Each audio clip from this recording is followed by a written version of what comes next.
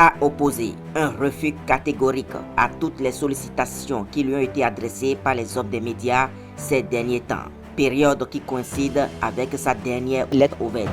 L'on se rappelle, des allégations ont fusé de toutes parts devant l'incapacité de certains à pouvoir répondre directement au patriarche, ont décidé d'utiliser la jeunesse ou dans sa naïveté s'y est donné à cœur joie avec des balivernes osées. Le patriarche Karim Urbain da Silva parle de ses relations avec le président Zissou et les faits qui ont opposé les deux hommes. Mon père s'est remarié. Son épouse est l'oncle de mes deux frères et sœurs, de la branche Durand. Un jour, il arriva une mésaventure par l'une de ses valises diplomatiques. En effet, l'une d'elles avait été visitée par les mains alertes de son neveu qui avait soulagé la valise d'une partie de son précieux contenu. Devant un drame familial imminent, j'avais dû intervenir pour éviter que la situation dégénère entre son neveu et lui, en lui remboursant par chèque SDB le montant distrait.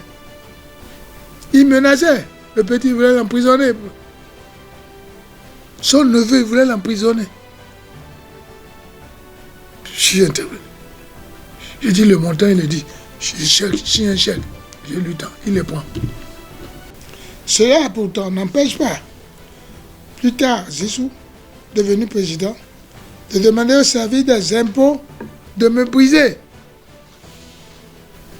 Après 3 semaines de vérification par une équipe de 6 inspecteurs des impôts, l'affaire s'alourdit. Une amende de 22 242 660 francs me fut infligée. Il me fallait payer au risque de voir fermer mon imprimerie, déjà paralysée par les opérations de contrôle. Au-delà d'un passé politique assumé avec méthode et conviction, le président Zissou aurait été un homme bien rusé qui taille ses coups avec méthode. Depuis son arrivée au pouvoir, en 1968, menait des actions pour disposer à lui seul ce terrain. Il avait contraint, je dis bien, il avait contraint mon avocat, Maître Bartoli, à devenir le sien. Et c'était tout le temps livré à toutes les manœuvres qui s'ensuivirent pour devenir non seulement le propriétaire du TF 220, mais le seul propriétaire.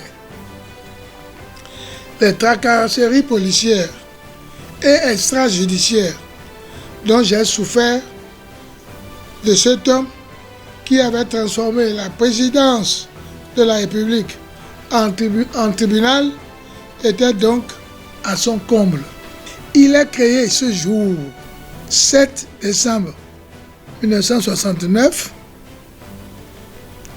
un tribunal d'exception. Un tribunal d'exception qui ne sera pas forcément composé de magistrats.